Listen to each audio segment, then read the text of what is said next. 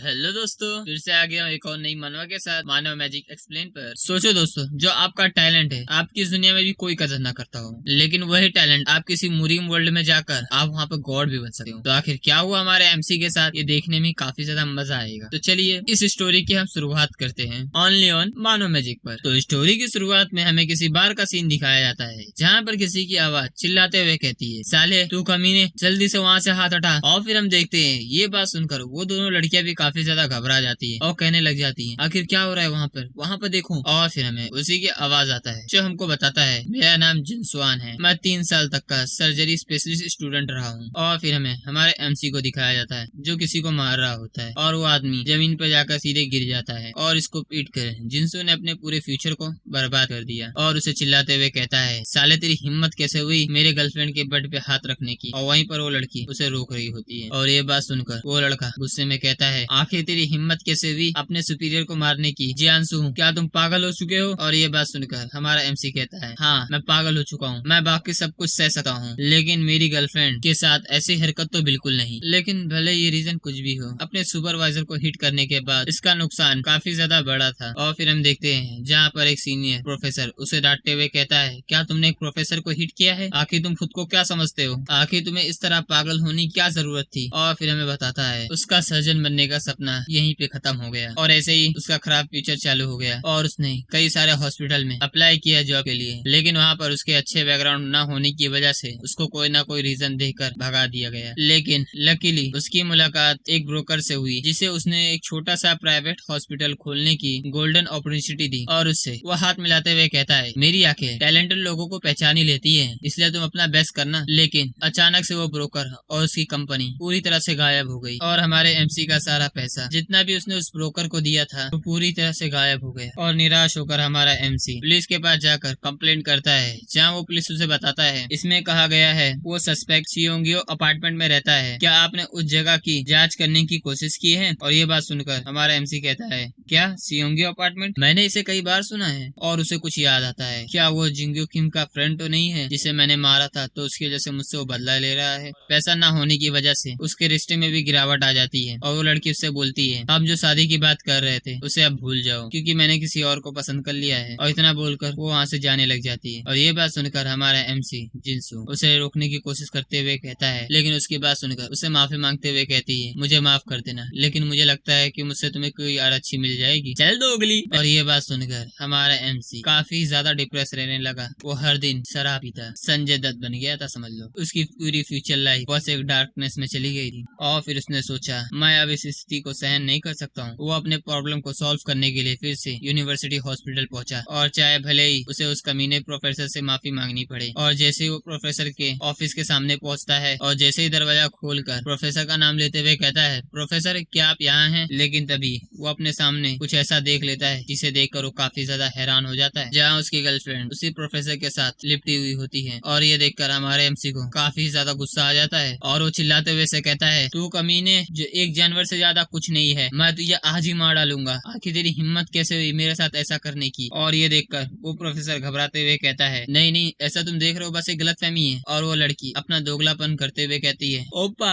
ये लड़का मुझे फोर्स कर रहा था, चल बहन की लोड़ी। इस लड़की को देख के मजाक नहीं कर, मुझे गाली देने का मन कर रहा है दोस्तों। और उस सीन के बाद जिनसु ने अपना पूरा आपा खो दिया और शाम के समय फिर अपना घर जा रहा था। तभी उसके सामने एक बंदा आता है जो उससे कहता है, क्या तुम्हारा नाम ही जिनसुआन है। और ये बात सुनकर जिनसु कंफ्यूज होते हुए बोलता है, क्यों क्या हुआ। लेकिन वो कुछ समझ पाता उससे पहले ही वो आदमी चाकू निकाल कर सीधे उसे पेट में घोंप देता है और उसे चिल्लाने का मौका भी नहीं देता है और उसे मार कर सीधे अपनी गाड़ी में भरता है। किसी सुनसान इलाके पे जाकर उसको खोद के वहाँ पे दफना देता है। और वो आदमी किसी से बात करते हुए कहता है, हाँ प्रोफेसर मैंने उसका काम कर दिया है, हाँ अभी भी दफना ही रहा हूँ, आपको तुरंत पैसे जमा कर देने चाहिए और ठीक है काम खत्म होने के बाद मैं आपको कॉल करता हूँ। और वही हम देखते हैं जहाँ हमारा एमसी अभी भी जिंदा होता है, वो उससे मदद की गुहार लगा रहा होता है, प्लीज मुझे बचा लो। और उसकी बात सुनकर अपने मन में सोचता है, क्या ये सब प्रोफेसर ने किया है, वो कमीना जिंग्यो किम। और वो मरते हुए मन में सोच रहा होता है, मैं इस तरह नहीं मरना चाहता था, मैं इस तरह नहीं मर सका। और वो असैसिन उसे दफना कर वहाँ से चला जाता है और यहीं पे उसकी जिंदगी का समाप्त होता है। और यहीं पे हमारा एपिसोड की नई शुरुआत होती है, जहाँ हमारा एमसी जहाँ किसी आवाज की वजह से हमारे एमसी की आंखें खुल जाती है और इसे सोचते हुए कहता है, आखिर ये आवाज कैसी है। तभी उसे किसी की आवाज सुनाई देती आती है जो उससे कहता है स्पिरिचुअल आई खुल चुकी है। उसके सामने उसकी जिंदगी की प्रोफाइल होती है जिसमें लिखा था जिन सुहान, टाइम ऑफ डेथ 2018-11-28 और तुमने कितने अच्छे काम किए उसका पॉइंट 1230 और कितने बुरे काम किए उसका पॉइंट 158। अगर दोनों को काट के जोड़ा जाए तो टोटल बचते हैं अच्छे पॉइंट जो होते हैं 1072। तो तुमने सबसे ज्यादा हाई स्कोर किया है। क्या तुम बाय करना चाहते हो 100 पॉइंट में हेवन की टिकट, या तुम ये भी बाय कर सकते हो वापस से रिबॉर्न होना, उसकी कॉस्ट पड़ेगी 1000। और ये देखकर हमारा MC घबराते हुए उठा है और कहता है मैं कहाँ हूँ, और अपने आप को देखते हुए कहता है क्या मैं मर नहीं चुका था? मुझे इस बात का यकीन नहीं हो रहा है। मुझे यकीन है कि मुझे ऐसी जगह पे चाकू मारा गया था जिसकी वजह से मैं बहुत ही जल्दी मर गया था। लेकिन तभी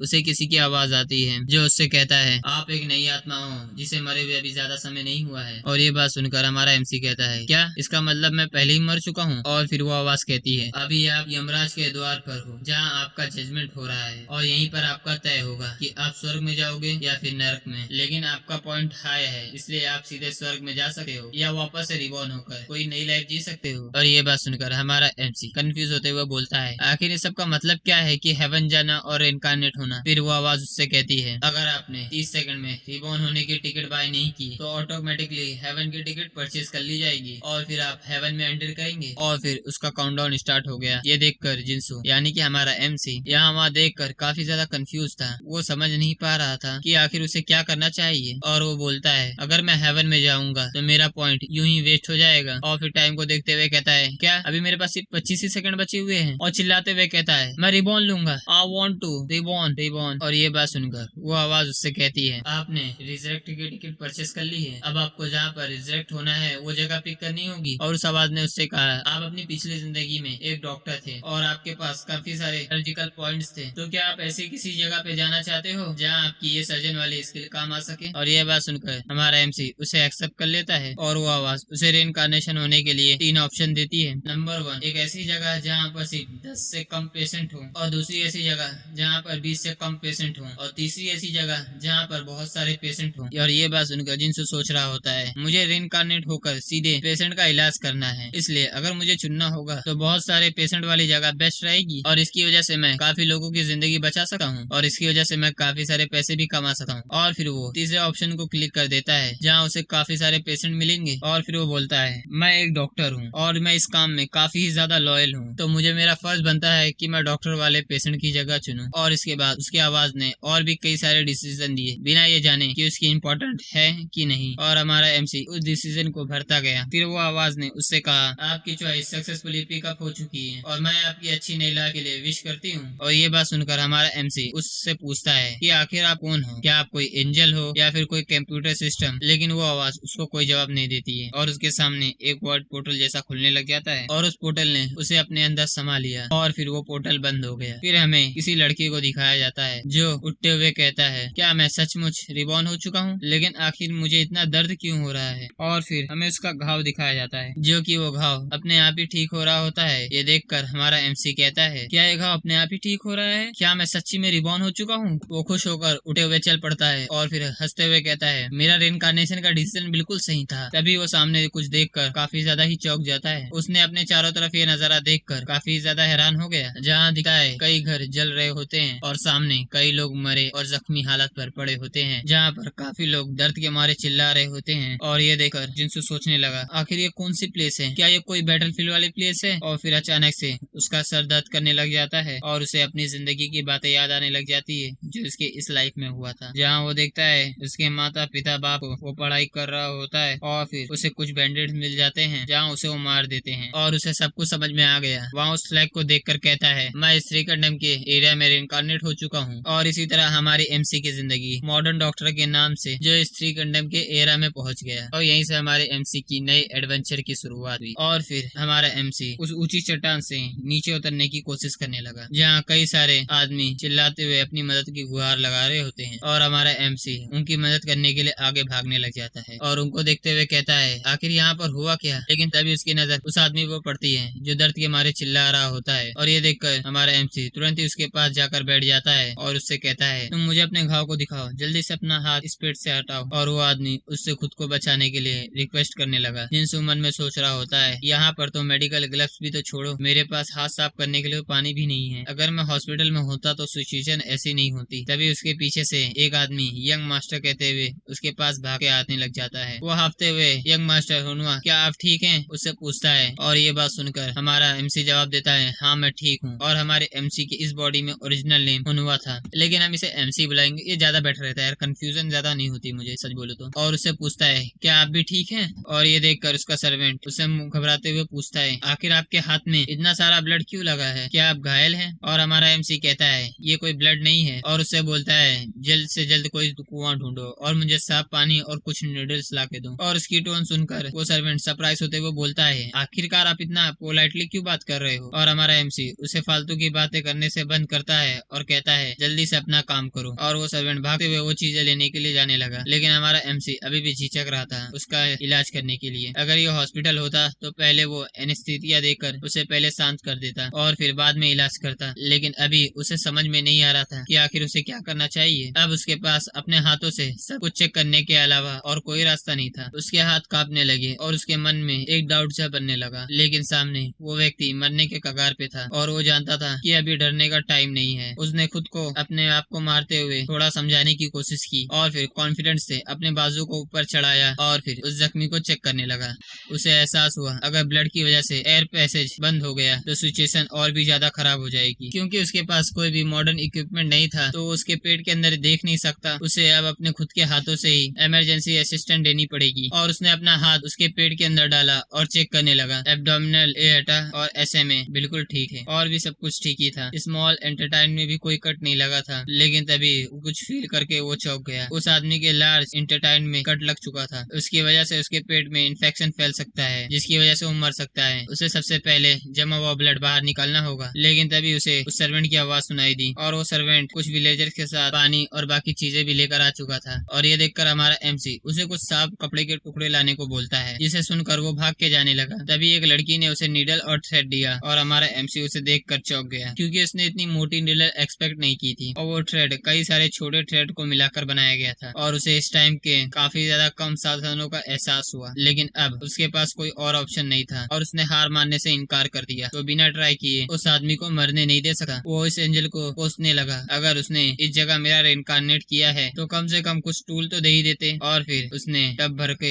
एक बाल्टी पानी निकाला और उस आदमी के घाव को साफ करने लगा। बाद में उसे संभल कर उसके सही ऑर्गन्स को सही जगह सेटल किया और फिर संभलते हुए टाके लगाने लगा। लेकिन बीच में ही अचानक से उसकी नीडल टूट गई। ये देखकर वो काफी ज्यादा इरिटेट हो गया, लेकिन फिर भी वो बीच में हार नहीं माना और कैसे भी करके वो टाके लगा ही दिया। थोड़ी देर बाद आखिर टाके लग गए और वो थक कर बैठकर सोचने लगा आखिर मुझसे जितना हो सका मैंने कर दिया है और टाके भी मैंने जितना सोचा था उससे काफी बेहतर लगा है। तभी एक औरत दौड़ते हुए उसकी तरफ आने लगी और उस आदमी से गले रखकर रोने लगी। वो चिल्लाते हुए कह रही थी आखिर मैं अकेली कैसे जीऊंगी। लेकिन पीछे से हमारा MC उसे चिंता न करने को कहता है और कहता है मैंने इसकी ट्रीटमेंट काफी अच्छी कर दी है, इसलिए अगर सब कुछ ठीक रहा तो आपका हस्बैंड बच जाएगा। और ये बात सुनकर वो औरत भी काफी सरप्राइज थी। वो पूछने लगी क्या पेट कट जाने के बाद भी वो बच सकता है। और उस लड़की ने उससे पूछा क्या आप एक डॉक्टर हैं क्या। और ये बात सुनकर हमारा MC मुस्कुराते हुए जवाब देने लगा मैंने डॉक्टर की थोड़ी सी स्टडी की है। और इसके बाद उसने और भी कुछ लोगों का सक्सेसफुली इलाज किया और उसने एक बंदे के पेट पे लगा कट भी पहले की तरह ही ठीक करने लगा। वो उसे थोड़ी देर और सहने को कहता है, लेकिन तब तक वो आदमी मर चुका था। ये देख कर वो काफी उदास था। उसने उसकी आंखें बंद की और उसे न बचाने के लिए वो माफी मांगने लगा। लेकिन फिर उसने एक नए जोश के साथ खड़े हुआ और उसने डिसाइड किया कि वो और लोगों को बचाने की भी कोशिश करेगा। और ऐसे ही करते करते शाम हो गई। हमारा MC और उसका सर्वेंट, वेल मैं दोस्तों बता दूं उसका नाम वांग है तो शायद मैं इसे वांग ही बुलाऊंगा, ये सर्वेंट ज्यादा बेटर रहेगा जिसमें कर उसे वो बुलाते रहूंगा। वो दोनों घर की तरफ जाने लगे और वो सर्वेंट गुस्से से कहने लगा वो बैंडिस मरना डिजर्व करते थे, लेकिन ये काफी ज्यादा अच्छी बात है कि हमारे यंग मास्टर को कोई चोट नहीं लगी है। हमारा MC उसकी बात सुनकर हाँ में सर हिला देता है और वो मनी मन सोच रहा होता है उसका यंग मास्टर तो कब का मर चुका है और अब दूसरी स्पीड उसकी बॉडी में आ चुकी है। फिर वो सर्वेंट से पूछता है अब की जब सोल्जर्स को भेज दिया गया है तो बैंडिस का खात्मा तो हो ही जाएगा, है ना। और ये बात सुनकर वो सर्वेंट कहता है मुझे नहीं लगता कि ऐसा कुछ कुछ होगा। क्या आपको लगता है कि सोल्जर्स बैंडिट को मारने के लिए अपनी जान जोखिम में डालेंगे? और वैसे भी अगर ये इतना डेंजरस ना होता तो भी वो लोग कुछ देर तक का फाइट करने का प्रिटेंड करते और फिर रुक जाते। कुछ रूमर्स तो ऐसे भी हैं कि वो बैंडिट सोल्जर्स ऑफिसर को रिश्वत देते हैं। और ये बात सुनकर वोनवा पूछने लगा, क्या सही में ऐसा कुछ होता है? और फिर अपने मन में सोचते हुए कहता है, ऐसा कुछ होने के लिए आखिर ये वर्ल्ड कितना ज्यादा क्रूर होगा। आखिर वो समझ गया कि इतिहास में येलो ड्रैगन वॉर क्यों हुआ था। लेकिन तभी हमारे एमसी को कुछ याद आया और वो सोचने लगा, अगर टाइम के हिसाब से देखा जाए तो रिबेलियन का टाइम बहुत ही जल्दी आने वाला है और उस रिबेलियन में बस कुछ ही साल बचे हुए हैं। और सोचते हुए बोलता है, बिना चाइना में बगैर वॉर के कुछ भी नहीं है और मैं कहीं भाग भी नहीं सका। और फिर उस एंजल को कोसते हुए कहने लगा, आखिर ये सब उसी की गलती है। और ये देखकर वो सर्वेंट उससे पूछने लगा कि आप मेरे बारे में बात कर रहे हैं? लेकिन हमारे एमसी ने कहा, नहीं, मैं किसी और के बारे में बात कर रहा हूँ। और फिर शाम तक वो लोग अपने घर पहुंच गए और फिर वो सर्वेंट हमारे एमसी को कहता है कि आप पहले नहा लीजिए। अगर आपको किसी ने ऐसे हालत में देख लिया तो सभी लोगों को लगेगा कि आप इंजर्ड हैं। और फिर हमारा एमसी उसे इस बात पर धन्यवाद कहने लगा और फिर बाल्टी से पानी निकालकर वो सोचने लगा कि आखिर इस बॉडी पर दूसरे शहर से स्कूल से वापस आते हुए इस पर हमला हुआ होगा और उसके ग्रैंड पेरेंट्स और फादर काफी समय पहले ही गुजर चुके हैं और इस परिवार ने अपनी शान और पावर खो दिया है। उसकी माँ कुछ समय से काफी ज्यादा बीमार रहती है और इसीलिए वो मेडिकल की बुक पढ़ रहा था। और फिर हमारा एमसी सोचते हुए कहता है, अगर मैं उस बंदे की जगह खुद भी होता तो मैं भी यही करता। और इस फैमिली का सबसे बड़ा भाई 21 साल का है और उसका नाम हुआ बुक है और दूसरा बड़ा भाई 18 साल का है जिसका नाम हुआ फैन है। और वो सोचने लगा, इन दोनों को बड़ा भाई कहने में थोड़ा ऑकवर्ड फील होगा क्योंकि मैं असल लाइफ में 31 साल का हूँ, लेकिन अब जबकि मुझे इसी बॉडी में रहना होगा तो अब मेरे पास कोई और रास्ता नहीं है। लेकिन तभी उसे पीछे से कोई आवाज लगाता है और ये इसका सबसे बड़ा भाई हुआ बुक है। हुआ बुक उसके पास आते हुए कहता है, मैंने सुना है कि तुम पर बैंडिट ने हमला कर दिया था, क्या तुम ठीक हो? हाँ भाई, मैं ठीक हूँ। तो ये बात सुनकर उसका बड़ा भाई लंबी से साथ छोड़ते हुए कहता है, मैं ये बात सुनकर काफी ज्यादा घबरा गया था, मुझे लगा कि तुम्हें बैंडिट ने चोट पहुंचा दिया है। और फिर हमारा एमसी जाते हुए माँ के बारे में पूछने लगा, आखिर माँ कैसी है? उसके बड़े भाई ने जवाब दिया, हर रोज जैसे ही, थोड़ी देर पहले ही उसने कुछ चम्मच दलिया खाया था और खाकर फिर सो गई। और ये बात सुनकर हमारा एमसी मन में सोच रहा होता है, चलो ठीक है, बहुत ही अच्छा है, अब मुझे उन्हें जगाने की जरूरत नहीं पड़ेगी। और अपने बड़े भाई से बोलता है, चलो ठीक है, अगर वो कल उठेगी तब मैं उनके पास जाऊंगा। और ये बात सुनकर उसका भाई गुस्से में बोलता है, तुम जो आखिर इतने समय से बाहर पढ़ाई कर रहे थे और तुम कल माँ से मिलने जाओगे? और ये बात सुनकर हमारा एमसी घबरा जाता है और मन में सोच रहा होता है, हाँ, इसने ये बात तो सही बोली, अगर कोई इतने लंबे समय तक बाहर पढ़ाई करने जाए और अपनी माँ से न मिले और उसे दूसरे दिन मिलने को बोलेगा तो इनको लगेगा कि ये अपनी माँ से प्यार नहीं करता है। फिर उसने अपने भाई से कहा, दरअसल मैं भी अपनी माँ से मिलना चाहता हूँ, लेकिन अब जब वो सो चुकी है तो मैं अपनी लालच को सेटिस्फाई करने के लिए उन्हें कैसे जगा सकता हूँ? और ये बात सुनकर उसका भाई सोचते हुए बोलता है, हाँ, तुमने बिल्कुल सही बात बोली है। और उसकी तारीफ करते हुए बोलता है, तुम बाहर पढ़ाई करके काफी समझदार हो चुके हो। अच्छा तो ठीक है, अब तुम अंदर जाके आराम कर सकते हो, तो फिर हम कल मिलते हैं। और फिर हमारा एमसी रूम में जाकर आराम से लेटे हुए कहता है, हाँ, आज का पूरा दिन काफी ज्यादा खतरनाक गया। और फिर वो बोलता है, आखिर मैं फ्यूचर में कैसे जीऊंगा? और उसे समझ में नहीं आ रहा है कि आगे उसे क्या करना चाहिए। वैसे भी चीजें पहले से काफी ज्यादा मुश्किल है, आखिर अब मुझे शुरुआत कहाँ से करनी चाहिए? और ऐसे ही सोचते हुए उसकी आंख लग गई। तभी उसे वही आवाज फिर से सुनाई देती है जो उससे कहती है, आपकी सारी इंटरनल एक्सटर्नल इंजरीज पूरी तरह से ठीक कर दिया गया है, इसलिए आपसे आपकी बॉडी फंक्शन काफी ज्यादा अच्छी कंडीशन में है, आपका रिबॉर्न पूरी तरह से कंप्लीट हो चुका है। और उसकी बात आधे नींद में सुन रहा था लेकिन उस पर कुछ ज्यादा ध्यान नहीं देता है। और फिर अगले दिन सुबह आराम से अंगड़ाई लेते हुए उठा है और फिर वो बोलता है, कई सालों बाद इतनी अच्छी नींद मिली है मुझे। और उसने थोड़ा स्ट्रेचिंग करने का सोचा है, लेकिन जैसे ही बैक स्ट्रेचिंग किया वो सरप्राइज हो गया और सोचते हुए बोला, भले ही मैं टीनेजर हूँ लेकिन ये कुछ ज्यादा ही फ्लेक्सिबल नहीं है। के बाद कोई और स्ट्रेचिंग अप्लाई करता है, वो उन सबको बड़े आसानी से कर पा रहा था और यहाँ तक कि वो हैंड स्टैंड भी कर पा रहा था। और ऐसी बॉडी को देखकर हंसते हुए कहता है, ये बॉडी काफी ज्यादा शानदार है, चलो अब मैं खाना खा लेता हूँ। और फिर जैसे ही खाना खाने के लिए डाइनिंग टेबल पे बैठा है, वो उस खाने को देखकर काफी ज्यादा निराश हो जाता है और वो हमको बताता है, हमारे परिवार ने मना कर दिया है, इसीलिए खाने में सिर्फ सब्जी से बना हुआ खाना ही मिलता है और उसमें मांस तो बिल्कुल नहीं रहेगा। और फिर खाना उठाते हुए अपनी बॉडी को देखते हुए कहता है, इसीलिए मैं इतना ज्यादा दुबला पतला हूँ। और अपने सेकंड भाई को देखते हुए कहता है, आखिर इस भाई ने ऐसा क्या खा लिया कि वो इतना हट्टा खटा है? उसका सेकंड भाई हमारे एमसी से कहता है, मैंने सुना है कल तुम्हारी मुलाकात बैंडिट से हुई है। और ये बात सुनकर हमारा एमसी खाते हुए कहता है, हाँ, लेकिन मैं लकीली उनसे बचकर वहाँ से भाग गया था और मुझे कोई चोट नहीं आई। और ये बात सुनकर उसका सेकंड भाई समझाते हुए कहता है, सक्सेसफुल बनने के लिए किताबें पढ़ना अच्छी बात है, लेकिन कम से कम उसे खुद को प्रोटेक्ट करने के लिए मार्शल आर्ट्स को सीखना ही चाहिए। तो फिर हमारे एमसी ने कहा, मैं भी ट्रेनिंग करने के लिए सोच ही रहा था। और उसकी बात सुनकर दोनों भाई हैरान हो गए और उसका दूसरा भाई हंसते हुए कहने लगा, तुम हमेशा हमेशा मुझे मार्शल आर्ट छोड़कर किताबें पढ़ने के लिए बोलते थे, लेकिन अब क्या हो गया? तो ये बात सुनकर हमारा एमसी कहता है, भाई कभी चाकू से मर के देखो, तब तुम्हें पता चलेगा कि किताबें सबसे ज्यादा इम्पोर्टेंट है या मार्शल आर्ट। फिर उसका बड़ा भाई बोलते हुए कहता है, मुझे लगता है बैंडिट्स के हमले से हमारा एमसी थोड़ा शॉक हो चुका है। तो ये बात सुनकर हमारा एमसी सर हाँ मिलाते हुए कहता है, और मुझे लगता है कि किताबें पढ़ने का कोई फायदा नहीं होगा अगर मैं जिंदा ही न रह पाऊँ, इसलिए अब मैं मार्शल आर्ट सीखने की कोशिश कर रहा हूँ ताकि कम से कम खतरे के टाइम मैं आसानी से वहाँ से भाग सकूं। और उसका दूसरा भाई ये डिसीजन सुनकर काफी ज्यादा खुश था, लेकिन उसका बड़ा भाई उसको कहने लगा, इससे अच्छा तुम सिविल सर्वेंट बनकर अच्छे मार्शल आर्ट्स वाले को अपने अंदर ले सकते हो। खाना खत्म करने के बाद उसका बड़ा भाई उठा और उससे कहने लगा, अब तुम्हें अपनी माँ से मिल लेना चाहिए। और फिर अपनी माँ के कमरे के बाहर खड़े होकर पूछा, मॉम क्या आप अभी जाग रही हो? कमरे के अंदर से उन्हें अंदर आने के लिए कहा गया और उनकी बात सुनकर सभी लोग अंदर चले गए। वाह, हमारे एमसी की माँ उठे हुए कहने लगी, वो हमारे एमसी को देखकर कहने लगी, आखिर तुम कब वापस आए? उसकी माँ उठे हुए पीछे मैट को पिलर रखने के लिए कहा और वो हमारे एमसी से कहने लगी, आखिर तुम इतने दूर से इतनी जल्दी वापस क्यों आ गए? लेकिन बोलते बोलते अचानक से उनका दर्द फिर से चालू हो गया और ये देखकर हमारा एमसी काफी ज्यादा घबरा गया और चिल्लाते हुए तुरंत अपने माँ के पास पहुंच गया और पूछने लगा, क्या आप ठीक हैं? उसकी माँ कहती है, मैं बिल्कुल ठीक हूँ बेटा। और उससे पूछती है, आखिर तुम इतनी जल्दी वापस क्यों आ गए? तो हमारे एमसी ने बताया,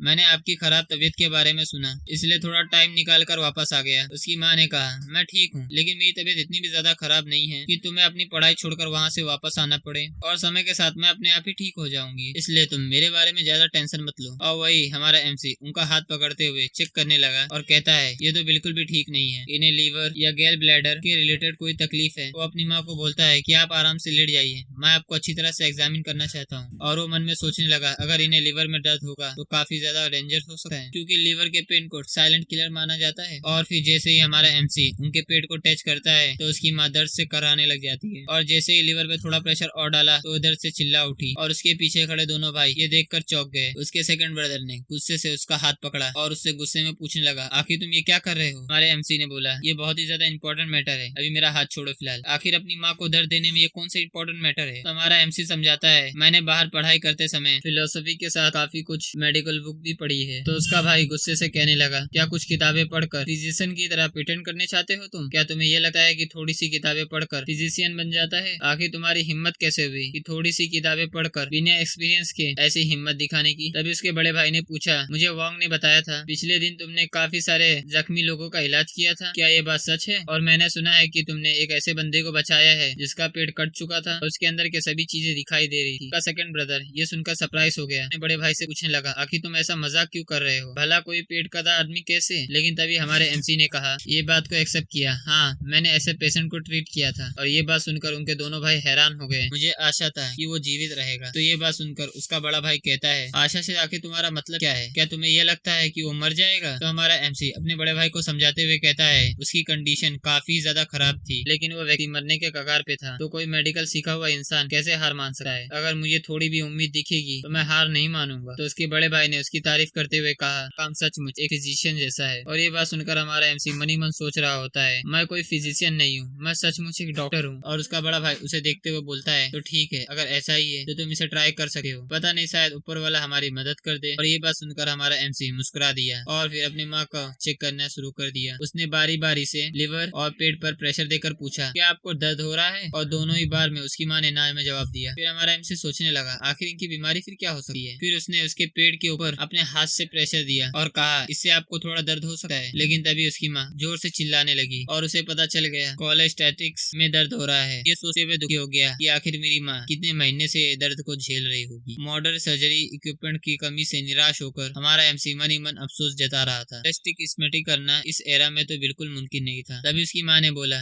मैं फिजिशियन की बताई हुई दवाई लेते जा रही हूँ, इसलिए तुम्हें अब ज्यादा चिंता करने की जरूरत नहीं है। हमारे एमसी ने मन में सोचा, ये कोई दवाई लेने से ठीक होने वाली बीमारी नहीं है। तभी वो कुछ याद करके वो चौंक गया। उसके दिमाग में काफी ज्यादा एंशिएंट मेडिकल का नॉलेज आने लगा। वो सोचने लगा, ये इन्फॉर्मेशन पक्का इस बॉडी के ओरिजिनल ओनर ने पढ़ी होगी। वो अफसोस जताते हुए कहा, अभी ये नॉलेज उसकी माँ को बचाने के लिए काफी नहीं है, लेकिन कुछ नॉलेज अभी भी काम आ सकता है। उसने अपने बड़े भाई से पूछा, क्या आपके पास अभी भी दिया हुआ उस फिजिशियन का डिस्क्रिप्शन है? उसके भाई ने उसे थोड़ी देर रुकने को बोला और फिर जाकर उसे ढूंढने लगा। हमारा एमसी ये देखकर काफी ज्यादा इम्प्रेस था कि उन्होंने अभी तक ये प्रिस्क्रिप्शन को संभाल कर रखा है। उसके बड़े भाई ने उसको वो प्रिस्क्रिप्शन पकड़ाते हुए कहा कि ये मुझे एक फेमस फिजिशियन ने दिया था। हमारा एमसी उसमें लिखी हुई मेडिसिन को पढ़ने लगा। वो पढ़कर उसके हाथ कांपने लगे। वो सोचने लगा, आखिर ये क्या बकवास है? उसमें लिखी सारी दवाई दवाइयाँ फिजूल और महंगी थी और उसने अपने दोनों भाई से बताया इन मेडिसिन से कुछ भी नहीं होने वाला। उसने अपने दोनों भाई को एक्सप्लेन किया हमारी माँ को दर्द इसलिए हो रहा है कि उनके गॉल ब्लैडर के अंदर कुछ फंसा हुआ है। उनके बड़े भाई ने पूछा क्या उनके गॉल ब्लैडर में कुछ स्टोन है क्या? तो हमारे एमसी ने ये बात सुनकर हाँ में जवाब दिया। थोड़े सोच विचार के बाद हमारे एमसी की बातों पर वो भरोसा कर ही लेता है और पूछता है कि तो फिर हमारी माँ को कौन सी दवाई देनी चाहिए? हमारा एमसी उन्हें दर्द कम करने के लिए कुछ दवाई बताता है। उसके दूसरे भाई ने पूछा आखिर थोड़े से तुम्हारा क्या मतलब है? क्या तुम्हारे पास कोई और बेहतर तरीका है? तो हमारे एमसी ने जवाब दिया सबसे अच्छा तरीका तो यह है कि गॉल ब्लैडर से स्टोन बाहर निकालना। ये बात सुनकर उसका बड़ा भाई खुश होते हुए बोला क्या ये सचमुच पॉसिबल है? तो हमारे एमसी ने कहा हाँ ये पॉसिबल तो है लेकिन उसके लिए उनका पेट खोलना पड़ेगा।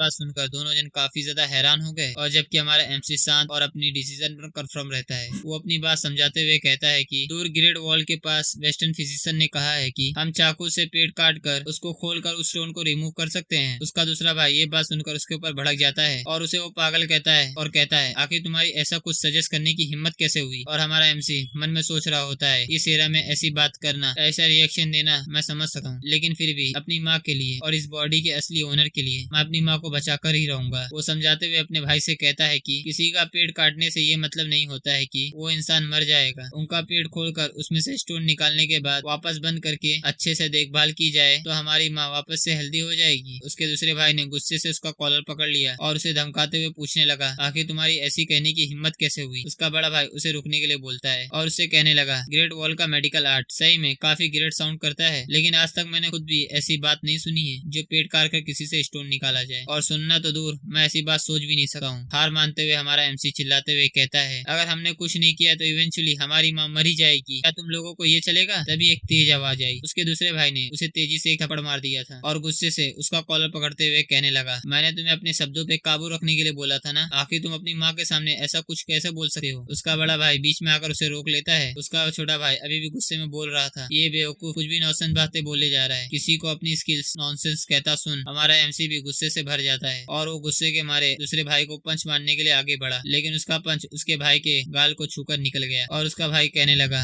अब तुम में इतनी भी हिम्मत आ गई तुम अपने बड़े भाई को मार रहे हो? और वो गुस्सा होकर उसे पीटने के लिए अपना हाथ उठा लेता है। हमारे एमसी ने भी डर के मारे अपनी आंखें बंद कर ली। उसका बड़ा भाई चिल्लाकर अपनी माँ के सामने यह हंगामा करने से रोक देता है और उसका दूसरा भाई हमारे एमसी के ऊपर ब्लेम डालने लग जाता है लेकिन उसके बड़े भाई ने उसे बड़ा होकर भी ऐसे बिहेव करने पर डांट लगाई और वो दोनों चुपचाप उसकी डांट सुनने लगे। तभी उसकी माँ दूसरे भाई से कहती है तुम्हें इतना एग्रेसिव नहीं होना चाहिए, मेरा बेटा सिर्फ मुझे बचाने के लिए सब कुछ कह रहा है। उसका दूसरा भाई ये बात सुनकर झुककर अपनी माँ से माफी मांगने लगा। फिर उसकी माँ हमारे एमसी को भी कहने लगी कि भले ही तुम्हारा बड़ा भाई तुम्हें मारे लेकिन उस पर तुम्हें हाथ नहीं उठाना चाहिए था, आखिर तुमने ये बुरी बातें कहाँ से सीखी? और ये बात सुनकर हमारे एमसी ने भी शर्म के मारे अपना सर झुका लिया। फिर उनकी माँ उन्हें कहती है कि फिजिशियन की बताई इतनी महंगी दवा से उन्हें कोई फायदा नहीं हो रहा है, इसलिए फिलहाल जो मुझे मेरे बेटे ने दवाई बताई है मैं उन्हें सजेस्ट करूंगी। और ये बात सुनकर उसका बड़ा भाई कहने लगा अगर बात पैसे की है तो आपको चिंता करने की जरूरत नहीं है, हम कुछ न कुछ करके उसका इंतजाम कर ही लेंगे। उसकी माँ ने कहा बात पैसों की नहीं है, वो बस अपने बेटे पर भरोसा करना चाहती है। फिर वो तीनों को बाहर जाने के लिए कहती है क्योंकि उन्हें आराम करना था और उनकी बात सुनकर वो तीनों कमरे से बाहर निकल आए। चलते हुए हमारा एमसी मन में सोच रहा होता है मेरी माँ को सर्जरी की जरूरत है लेकिन अभी मेरे पास कोई टूल भी नहीं है, अगर मैंने कुछ नहीं किया तो कुछ ऐसा हो सकता है जिससे फिर मेरी माँ को कभी ठीक किया नहीं जा सकता है। अगर मेरे दोनों भाई इसके लिए तैयार नहीं हुए तो मुझे सीक्रेटली ये करना होगा। तभी पीछे मुड़कर उसका दूसरा भाई उसे बुलाता है। उसकी आवाज सुन हमारा एमसी डर गया। उसका दूसरा भाई उसे माफी मांगते हुए कहता है मैं अपनी माँ को ठीक होता हुआ न देखकर काफी परेशान हो गया था। हमारा एमसी भी कहता है इसकी कोई जरूरत नहीं है, मैंने भी बिना सोचे समझे कुछ ज्यादा ही बोल दिया था। फिर उसका भाई हंसे हुए कहने लगा कि वैसे तुमने जो पंच मारा था उसमें काफी दम था, वो ऑलमोस्ट मुझे हिट हो ही जाता। तभी हमारे एमसी ने अपने भाई से पूछा क्या तुम मुझसे मार्शल आर्ट पेयरिंग करना चाहोगे? और ये बात सुनकर उसका भाई सरप्राइज हो गया। हमारे एमसी ने आगे सजेस्ट किया कि जो भी हारेगा उसे जीतने वाले की एक विश पूरी करनी होगी, क्या तुम्हें ये मंजूर है? और थोड़ी देर बाद दोनों ही मैच के लिए तैयार हो गए। सबसे बड़ा भाई दूसरे भाई को बोलते हुए कहता है अपने छोटे भाई को ज्यादा मत मारना और ये मैच जल्दी ही खत्म कर देना। उसका दूसरा भाई भी हंसे हुए हमारे एमसी से पूछने लगा कि क्या तुम ये फाइट इसलिए करने चाहते हो क्योंकि तुम पिछले हुई फाइट से नाराज हो? एमसी भी पिछले हुई फाइट को याद करने लगा जब उसके उसके भाई ने उसे बुरी तरह से पीटा था और उसने बोला, नहीं मैं नाराज नहीं हूँ, मैं बस मार्शल आर्ट को सीखना चाहता हूँ और मेरा दूसरा भाई मेरे पहचान में सबसे अच्छा मार्शल आर्टिस्ट है और अपने मन में सोच रहा होता है मैं इस घर में सबसे छोटा हूँ, अगर मुझे अपनी बात मनवानी है तो मुझे इनको दिखाने के लिए कुछ तो होना चाहिए मेरे पास। चाहे भले ही मैं शरीर से छोटा हूँ लेकिन मेरी बॉडी कंडीशन काफी अच्छी है, इसलिए मैं ट्राई जरूर करूंगा। उसका भाई हंसे हुए उससे कह रहा था, चलो आखिरकार बाहर पढ़ाई करके उसे इतना तो समझ में आया कि उसका बड़ा भाई मार्शल आर्ट में कितना बढ़िया है और फिर दोनों ही आमने सामने आ जाते हैं। उसका भाई उसे पहले हमला करने के लिए मौका देता है और वो अपने बड़े भाई से बोलता है, मैं इसे जल्दी खत्म कर दूंगा। वो अपने भाई का ध्यान भटका हुआ पाकर हमारे एमसी को एक ओपनिंग मिल जाती है। उसके हिसाब से पहले अटैक करने वाला सबसे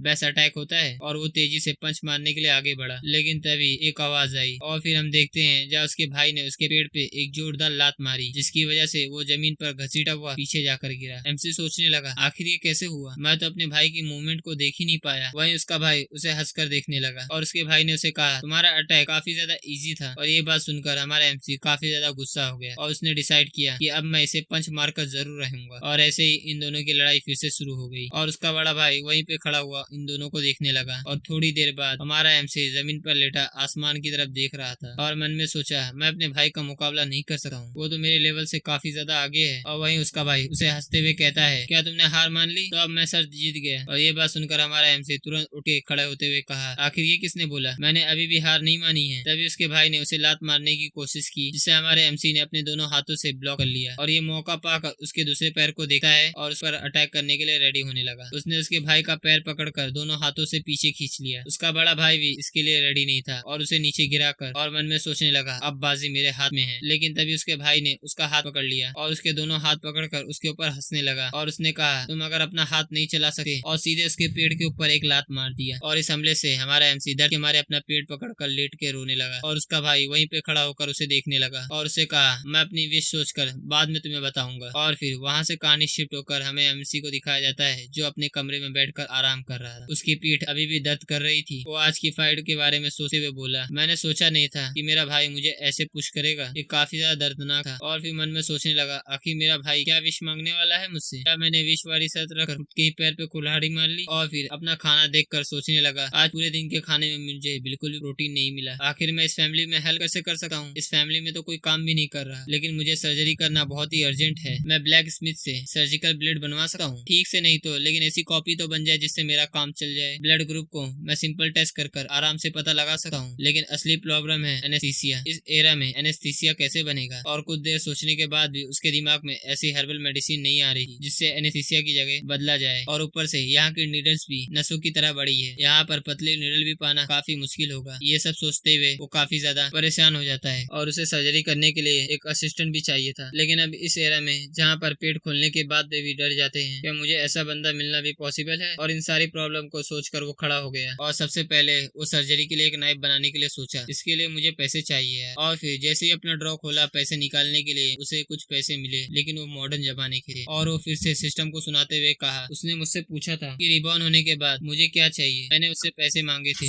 लेकिन उसने पैसे दिए तो मॉडर्न जमाने के पैसे दिए, अब मैं इस पुरानी दुनिया में ऐसे पैसे का क्या कर सकता हूँ। और फिर मुस्कुराते हुए वो पैसे के बारे में सोचता है और फिर भागते हुए अपने बड़े भाई के पास जाता है, बेशर्मों की तरह हंसते हुए उससे पैसे मांगने लगा। और फिर मन में सोचते हुए कहा, यही तो फैमिली होने का तो फायदा है। पैसे लेकर वो शहर की मार्केट में चला गया और फिर वहाँ पर इतने सारे लोगों को देखकर वो सरप्राइज हो गया। उसे वहाँ पर बहुत सारे अलग अलग चीजों की स्टोर दिखी है, लेकिन काफी घूमने के बाद उसे कहीं डम्पलिंग की स्टोर नहीं मिली है। वो मन में सोचने लगा, क्या मैं चाइना में ही हूँ ना। और फिर उसने जाकर किसी लेडीज से डम्पलिंग के बारे में पूछा और वो लेडीज से पूछने लगी, आखिर ये डम्पलिंग क्या होता है। और फिर उसने एक दूसरे स्टोर पर जाकर किसी से पूछा तो वो आदमी भी बोलने लगा, मैंने इस डम्पलिंग के बारे में कभी नहीं सुना। और उन सब की बातें सुनकर हमारे एमसी को काफी अजीब फील होता है, क्योंकि डम्पलिंग तो चाइना का ट्रेडिशनल खाना है। उसकी खोज तो वार में मरे हुए लोगों की ट्रिब्यूट देने में हुई थी। उसने कैलकुलेट किया है शायद इस एरा में अभी भी डम्पलिंग की खोज नहीं हुई है। और फिर अफसोस जताते हुए कहने लगा, तो तभी इस बॉडी के पास डम्पलिंग खाने की मेमोरी नहीं है। और फिर अपने प्यारे डम्पलिंग को याद करते हुए कहने लगा, अब मुझे थोड़ा मीट खाना है, जब से मैं यहाँ आया हूँ मैंने बस सब्जियां ही खाई है, अब मेरे प्रोटीन्स का क्या होगा। और ऐसे ही घूमते हुए एक बड़ी स्टोर के बाहर आ खड़ा हुआ। उसे देखकर अपने मन में सोचने लगा, क्या ये एक मेडिकल स्टोर है। और स्टोर के अंदर जाते हुए उसने अंदर पूछा, क्या कोई है यहाँ पर। वहाँ रखे हर्ष को देखकर वो सोचने लगा, यहाँ आते समय मैंने ब्लैक स्मिथ से सर्जरी नाइफ बनाने के लिए कहा है, तो अब बस एनेस्थीसिया की प्रॉब्लम बची हुई है। वो स्टोर ओनर से एक ऐसी हर्बल मेडिसिन मांगने लगा जो कि थोड़ी देर के लिए किसी को पैरालाइज कर सके और फिर बाद में नॉर्मल हो जाए। और फिर ओनर उसे बताता है कि पॉइजन को थोड़े डोज डोज में लेकर बॉडी को पैरालाइज किया जाता है और फिर वो बाद में नॉर्मल भी हो जाएगा। लेकिन अगर उसको केयरफुली यूज ना किया जाए तो वो मर भी सकता है या उसके लिए डेंजरस भी हो सकता है। इसलिए हम लोग ऐसे पॉइजनस बीट्स को अपने स्टोर में नहीं रखते। और उसने पूछा, आखिर तुम्हें ऐसे पॉइजनस बीट्स क्यों चाहिए? तो ये बात सुनकर हमारे एमसी ने कहा, मुझे थोड़ी सी पॉइजन बीट्स की जरूरत है। तभी उससे पीछे एक आदमी बैठा था और उससे पूछने लगा, अगर मैं ऐसे पॉइजनस बीट लाके दूं तो तुम मुझे कितने पैसे दे सकते हो? हमारा एमसी सोचने लगा, अगर मुझे इस बीट्स के साइड इफेक्ट जानने हैं तो मुझे बहुत सारे हर्बल मेडिसिन के साथ इनफ एक्सपेरिमेंट करने होंगे और इन एक्सपेरिमेंट के लिए मुझे काफी सारे चूहे चाहिए। इसलिए फिलहाल मुझे प्राइस कम रखकर हर्बल मेडिसिन के बारे में जान लेना चाहिए और फिर बाद में मैं डिसाइड कर सकता हूँ कि मैं उन्हें खरीदूंगा या माउंटेन पर जाकर खुद से ही कलेक्ट कर लूंगा। और फिर वो आदमी से बोलता है, मुझे ज्यादा हर्ब तो नहीं चाहिए लेकिन मुझे अलग अलग वैरायटीज के चाहिए। अगर आप डिफरेंट टाइप के पॉइजन वीज को ला सके तो हर 3 रूट्स के बदले मैं 1 कॉइन दूंगा। वो आदमी ने कहा, 3 रूट के बदले 1 कॉइन काफी ज्यादा कम है। फिर हमारे एमसी ने कहा, तो फिर 2.5 रूट के बदले 1 कॉइन। अब अगर इससे ज्यादा महंगा हुआ तो मैं खुद जाकर ले आऊंगा। फिर वो आदमी ने कहा, तुम काफी ज्यादा कंजूसी कर रहे हो। चलो ठीक है, मैं इसके लिए तैयार हूँ। मैं अगले दिन माउंटेन पे जाऊंगा और 2 दिन बाद वीड्स लाकर तुम्हें दे दूंगा। और हमारा एमसी भी इसके लिए तैयार हो गया और फिर वहाँ पर अपना काम निपटा कर और वहाँ से सभी काम निपटाने के बाद रात चलते हुए मनीमन सोच रहा था, स्टोर ओनर के कहे मुताबिक वो डिसइंफेक्टेंट के लिए हार्ड अल्कोहल का यूज कर सकता है, इसलिए मैं उसे रात को लेने के लिए वैशाल्य में जाऊंगा। अब सिर्फ मुझे एनेस्थीसिया के लिए चूहे लाना बाकी है। इसके लिए वो चलते हुए चाओ काउंटी के सबक विलेज में पहुंच गया और ये जमीन खेती के लिए सुटेबल नहीं है और यहाँ रहने वाले लो क्लास के लिए खाना और सोना यही गंदी जगह पे करते हैं। नॉर्मली कहा जाए तो ये एक स्लम एरिया है। हमारे एमसी को इस बॉडी की मेमोरी से पता चला था कि यहाँ रहने वाले लोग काफी ज्यादा चूहे, मेंढक और सांप मार के खाते रहते हैं। उसे वहाँ बड़ी गंदगी से काफी गंदी स्मेल आ रही थी और अपनी नाक दबाते हुए चलते हुए सोच रहा था, ये जगह है ही ऐसी जहाँ लोग भूख से मरते हैं। ग्रुप बनाकर रह रहे भिखारियों में कोई अंतर नहीं। हमारे एमसी को इस जगह के हालात देखकर जितना उसने सोचा था ये तो उससे भी ज्यादा बता रहे थे। तभी कुछ देखकर वो काफी ज्यादा हैरान हो गया। जहाँ पर हम देखे हैं काफी ज्यादा लोग एक भीड़ बनाकर खड़े हुए थे। उसे देखकर होनवा मनीमन सोच रहा होता है, आखिर वहाँ पर हो क्या रहा है। वो उन सब की भीड़ में से आगे जाने लगा। जब उसने आगे पहुंचकर देखा तो वहाँ कोई दर्द से चिल्ला रहा था और फिर भागते हुए उस आदमी के पास जाते हुए पूछा, आखिर यहाँ हुआ क्या है। तो उस बंदे ने बताया, ये आदमी फ्रूट तोड़ते हुए पेड़ से गिर गया लेकिन ऐसा लगता है कि उसका पैर टूट चुका है। तभी उस आदमी ने पूछा, आखिर आप कौन हो? तब हमारे एमसी ने बताया, मैं एक फिजिशियन हूँ, बस मैं यहाँ से गुजर रहा था और क्या मैं इसे देख सकता हूँ? तो ये बात सुनकर उस आदमी ने कहा, हाँ प्लीज जल्दी से इसे देखो। तो फिर हमारे एमसी ने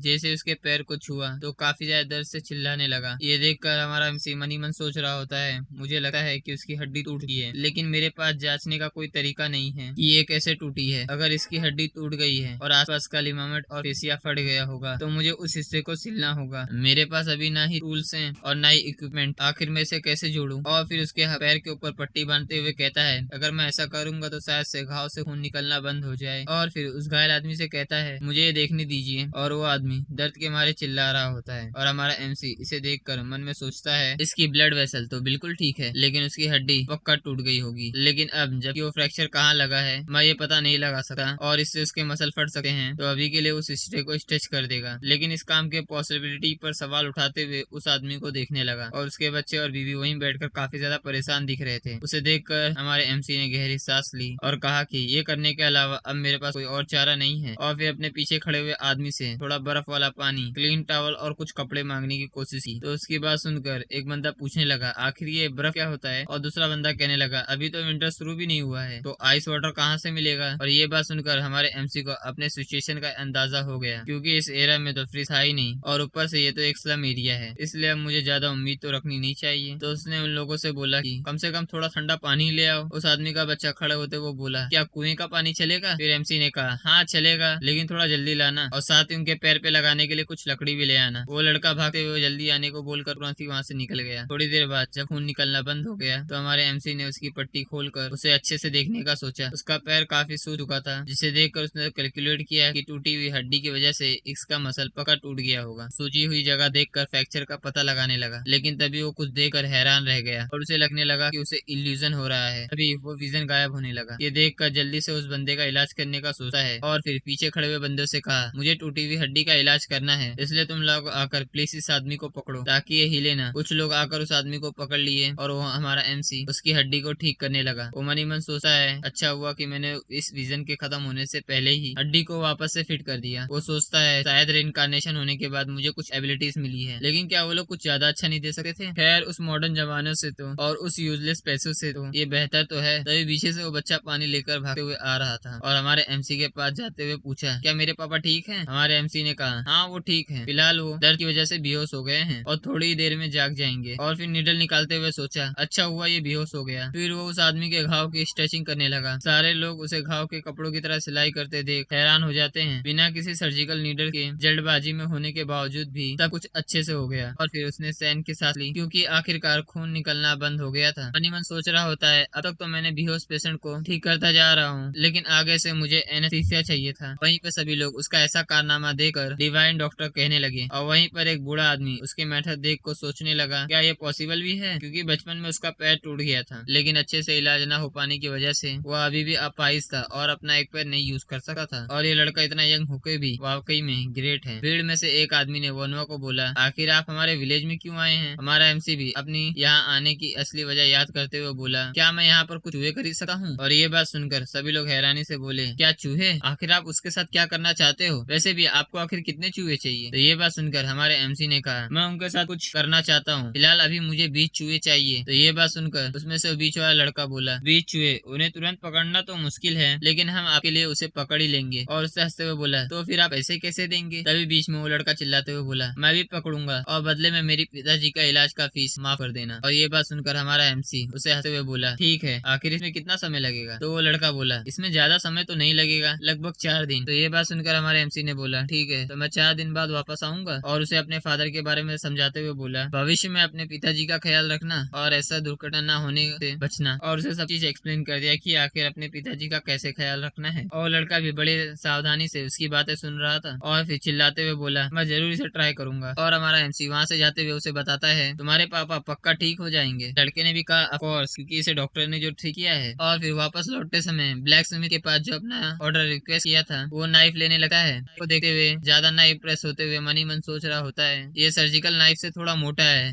लेकिन फिर भी ये चल जाएगा। थोड़ी देर बाद हमारा एमसी एक शानदार स्टोर के पास पहुंचता है और बोलता है, मुझे अब बस डिसइंफेक्टेंट एंड चाहिए। और मुझे बताया गया था कि वो हार्ड लिकर स्टोर पे मिल जाएगा। उसके अंदर घुसते ही वहाँ किसी को ना पाते हुए मन में सोचने लगा, आखिर ऐसी कौन सी स्टोर होती है जहाँ पर कस्टमर को ग्रीट करने के लिए कोई हो ही ना। तभी वहाँ से किसी की चिल्लाने की आवाज आती है। फिर वहाँ हम देखते हैं एक आदमी किसी के ऊपर चिल्ला रहा होता है और वो आदमी किसी को लो क्लास कचड़ा कहता है और उसे चिल्लाते हुए कहता है, आखिर तुम्हारी ऐसे ट्रीट करने की हिम्मत कैसे हुई? वो किसी लड़की के ऊपर चिल्लाते हुए काफी सारी गालियां देने लगा है। वहाँ और सभी लोग भी खड़े थे। वहाँ खड़े 2 गार्ड में से एक गार्ड ने सिर झुकाते हुए कहा, माफ कर दीजिए डियर कस्टमर, अगर आपको कोई दिक्कत है तो मैं आपके लिए दूसरी लड़की ला सकता हूँ। वो आदमी उन्हें गुस्से से घूरता है। तभी वहाँ पर एक थप्पड़ की आवाज गूंज उठी। वो आदमी गार्ड को थप्पड़ मारते हुए पूछता है, आखिर तुम्हारे जैसे कचड़े की मेरे सामने मुंह खोलने की हिम्मत कैसे हुई? तुम्हें अपनी जगह याद रखनी चाहिए। वो गार्ड उसे देखकर काफी ज्यादा गुस्सा आ जाता है और फिर गुस्से के मारे अपनी तलवार निकालने लग जाता है, लेकिन तभी उसके साथी ने उसे रोक लिया। उसे ऐसा करता देख उसके आदमी ने पूछने लगा, क्या तुम पागल हो गए हो? और फिर वो आदमी अपना चाकू निकालते हुए उसने कहा, आखिर तुम्हारी हिम्मत कैसे हुई कमीने? और उसे मारने के लिए आगे बढ़ गया और चाकू से उसका गाल चीर दिया। और फिर गार्ड उस आदमी को गुस्से से देखने लगा और अपनी तुरंत तलवार निकाल कर और एक ही बार में उस आदमी का चाकू दूर उड़ा दिया। वो आदमी जमीन पर जा गिरा और डरते हुए कहने लगा, कमीने तुझे पता है कि मैं कौन हूँ? गार्ड गुस्से भरी नजरों से कहा, चले जा यहाँ से कमीने। और वो आदमी वहाँ से भागते हुए चिल्लाता है कि मैं इसका बदला जरूर लूंगा। वहीं खड़ा होना ये सब देख कर मनी मन होता है कि इस एरा में हर जगह तलवार से लड़ाई होती रहती है। और पहला वाला गार्ड अपने साथी से पूछता है कि क्या तुम ठीक हो? वो गार्ड अपना खून पोंछते हुए बताया कि ये तो पहली बार का तो नहीं है। तभी वहाँ खड़े हुए हमारे एमसी के ऊपर नजर पड़ते हुए आखिर उसने पूछा कि आखिर आप कौन हो? तो हमारे एमसी ने बताया, मैं एक फिजिशियन हूँ। और फिर आगे कहा, आप इंजर्ड हो, क्या मैं आपका इलाज कर सकता हूँ? गार्ड को इतने यंग बच्चे के ऊपर फिजिशियन होने पर यकीन नहीं होता है और फिर वहाँ से जाते हुए कहता है, मुझे लगता है शायद तुम यहाँ शराब पीने आए हो, तो अंदर जाकर तुम उसे पी सकते हो। और फिर वहाँ से आगे बढ़ जाता है और वहीं पर जाता हुआ गार्ड अपने साथी से कहता है, आखिर इतने यंग बच्चे का फिजिशियन होने का चांस ही नहीं है। और फिर उसका साथी उसे साथ में ड्रिंक करने के पूछता है और वहीं पर पीछे खड़ा हमारा एमसी ये सोच रहा होता है, क्या ये ठीक है? आखिर उस बंदे की नस कट चुकी है, छोड़ो मुझे क्या, अगर पेशेंट ही इलाज करवाना ना चाहे तो मैं भी क्या ही कर सकता हूँ। और फिर उसने अपने पास खड़ी हुई लेडी से कहा, मैं हार्ड लिकर खरीदना चाहता हूँ। तो ये बात सुनकर उस लेडी ने मुस्कुराते हुए उसे बताया, इस स्टोर में हम लोग अल्कोहल अलग से नहीं बेचते, इसलिए वो पास वाले बार में मिल जाएगा। वो उस लेडी को थैंक यू बोलकर वहाँ से जाने लगता है और अपने मन में सोच रहा होता है, वो अपने पास वाले बार से डिसइंफेक्टेंट लेने का डिसाइड करता है। और फिर ऐसे ही रात हो जाती है और हमारा एमसी हाथ में लिकर की बोतल लिए हुए घर पे जाने लगा है और वो सोच रहा था कि अब से उसे डिसइंफेक्टेंट काफी आसानी से मिल जाएगा और उसे बार बार ये चाहिए होगा, इसलिए वो सोचता है कि इससे मैं डिस्काउंट जरूर मांगूंगा। तभी उसके बाजू में कोई चिल्लाते हुए कहता है, डोंग चियोल जल्दी से उठो। और वो बंदा अपने अपने भाई से लेटते हुए कहता है क्या मैं मर जाऊंगा, तो उसका भाई उसे चिल्लाते हुए बोलता है तू नहीं मरेगा, और इस आखिर इस मेडिसिन से इसका खून क्यों नहीं रुक रहा है। और ये सब कुछ हमारा एमसी देख रहा होता है और वो अपने भाई को थोड़ा इंतजार करने के लिए बोलता है क्योंकि फिजिशियन आता ही होगा। और वो अपने मन सोच रहा होता है मैंने कब उस फिजिशियन को बुलाने के लिए भेजा है लेकिन वो अब तक आया क्यों नहीं। और वहाँ पर लेटे बंदे को हमारा एमसी पहचान जाता है। उसने सोचा वो यहाँ पर ट्रीटमेंट लेने आए होंगे। वो झिझकते हुए सोचने लगा अब मैं सामने से तो नहीं जाऊंगा क्योंकि उसने पहले ही मुझे एक बार रिजेक्ट कर दिया है, तो अब मुझे दूसरों के काम में टांग नहीं अड़ानी चाहिए, आखिर मेरी भी तो कोई सेल्फ रिस्पेक्ट है। फिर वो वहाँ से जाने लगता है, तभी उसके पैर से आवाज हो जाती है। तो वो गार्ड खुश होकर पीछे की तरफ देखता है क्या फिजिशियन बोन हो, लेकिन उसे बाहर निकलता हुआ हमारा एमसी दिखता है। लेकिन फिर भी उसे रोकते हुए पूछता है क्या आप मेरे भाई का इलाज कर सकते हो। हमारा एमसी ये देखकर मन ही मन सोचता है मैं तो यहाँ से जाने के लिए सोच रहा था, मुझे कुछ ऐसी फीलिंग आ रही थी कि मुझे ये नहीं करना चाहिए था। तभी वो गार्ड उसके पास आते हुए उसे रिक्वेस्ट करते हुए कहता है मेरे भाई का खून बहना बंद नहीं हो रहा है, क्या आप उसे ट्रीट कर सकते हो। तो हमारे एमसी ने कहा लेकिन आपने तो कहा था कि आपको इलाज नहीं चाहिए। तो ये बात सुनकर गार्ड ने कहा हाँ मैं ये चाहता था लेकिन फिजिशियन बोन दूसरी जगह गए हैं, प्लीज आप इसका इलाज कर दीजिए। तो हमारे एमसी ने झिझकते हुए कहा किसी और के क्लिनिक में बिना ओनर की परमिशन के पेशेंट को ठीक करना सही नहीं है। तो गार्ड ने कहा अगर ऐसी बात है तो मैं अपने भाई को बाहर ले आता हूँ। हमारा एमसी गहरी सांस लेते हुए कहा ऐसी कोई जरूरत नहीं है, मुझे इसका इलाज नहीं करना चाहिए। ये बात सुनकर वो गार्ड अपने घुटनों पे झुक गया और उससे माफी मांगते हुए कहा पहले की बदतमीजी के लिए मुझे माफ कर दीजिए और प्लीज मेरे भाई को ठीक कर दीजिए। और उसे इतना इंसिस्ट करता हुआ देखकर हमारा एमसी भी सोच में पड़ गया। और फिर हमारे एमसी ने बताया मैं अभी भी एक यंग स्टूडेंट हूँ, क्या तुम्हें ये चलेगा। गार्ड ने कहा ये इससे तो बेहतर ही होगा। तो फिर हमारे एमसी ने उसे समझाते हुए कहा मैं उसे ठीक करने का ट्राई करूंगा लेकिन अब थोड़ी देर हो चुकी है इसलिए मैं आपको गारंटी नहीं दे सकता हूँ। गार्ड उसे अंदर का रास्ता दिखाने लगा लेकिन तभी उसके पीछे कोई आ गया। वो बूढ़ा आदमी हाँफते हुए पूछने लगा क्या यहाँ पर कोई पेशेंट है, मैंने सुना है कि ये अर्जेंट है। और वो गार्ड उसे फिजिशियन बॉर्न कह के बुलाता है और फिर अपने भाई का इलाज करने के लिए कहता है। वही हमारा एमसी सोच रहा था ये सही टाइम पे आ गए, क्या मुझे देखना चाहिए कि आखिर वो उन्हें कैसे ट्रीट करते हैं। और वो फिजिशियन बॉर्न गार्ड का घाव देखने लगते हैं, उसके घाव से अभी भी खून बह जा रहा था। ये देखकर फिजिशियन बॉर्न ने कहा मुझे लगता है उसके चेहरे की सबसे मोटी नस कट चुकी है, लगता है अब मुझे ब्लीडिंग रोकने के लिए एक्यूपंक्चर का इस्तेमाल करना होगा। उसे ऐसा कहते सुन हमारा एमसी सरप्राइज हो गया क्योंकि उसने ब्लीडिंग रोकने के लिए ये मेथड कभी नहीं देखी थी। और उस बॉन्ग ने अपनी जेब से